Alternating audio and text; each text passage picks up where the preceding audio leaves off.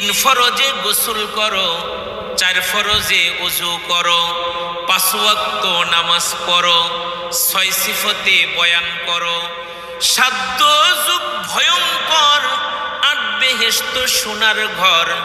যদি চাও বাঁচতে চইলা যাও গাছতে, আসার আগে আজরাইল, চইলা যাও কাকরাইল। আর কইরো না ভঙ্গি, চইলা যাও টঙ্গি। মুসলমান আমার নাম, তাবলিগ আমার কাম, তাবলিগ আমার গাড়ি। জান্নাতে কিন্তু আমাদের সবার বাড়ি, আমাদের বাড়ি কিন্তু জান্নাতে।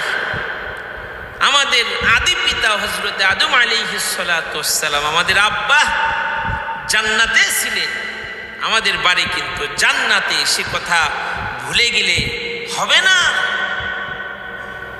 এই দাওয়াতের কাজ এটা শুধু আলেমদের দায়িত্ব নয়, এটা আপনাদের আমাদের প্রত্যেকের দায়িত্ব, গোটা মুসলিম উম্মার দায়িত্ব এই দাওয়াতের কাজ।